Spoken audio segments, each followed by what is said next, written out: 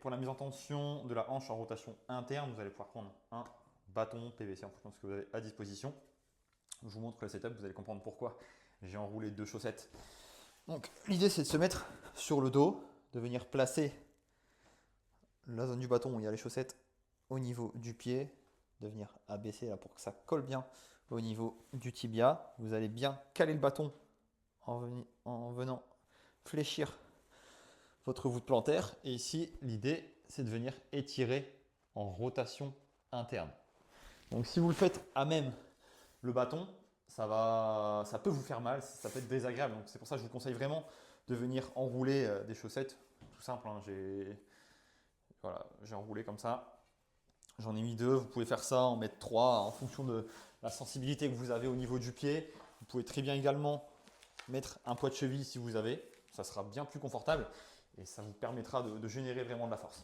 Donc ici, je me remets sur le dos, je place l'endroit du bâton où il y a la chaussette qui entoure pour que ça soit plus confortable. Je viens bien abaisser, fléchir ma voûte plantaire sur le bâton.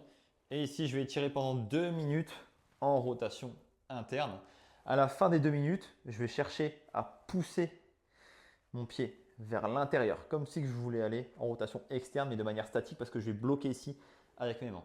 Je vais forcer 10 secondes à 20%, 10 secondes à 40%, 10 secondes à 60%, 10 secondes à 80%, puis effort maximal 10 secondes à 100%, et à l'inverse des 10 secondes à 100%, à l'inverse, je vais chercher à décoller mon pied du bâton en forçant 10 secondes à 100%.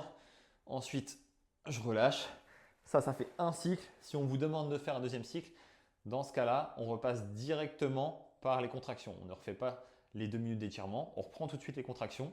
Donc, on force de nouveau sur le bâton vers l'intérieur, 10 secondes à 20%, 40, 60, 80, puis 10 secondes à 100%. Et à l'inverse, de nouveau, je cherche à décoller mon pied, 10 secondes à 100%. Et ça fait 2 cycles. Ce que je ne vous ai pas encore expliqué, c'est qu'entre chaque cycle, vous pouvez patienter 20 secondes pour aller chercher un petit peu plus d'étirement parce que vous avez débloqué une nouvelle amplitude, donc vous pouvez aller la chercher, temporiser 20 secondes et ensuite redémarrer les contractions.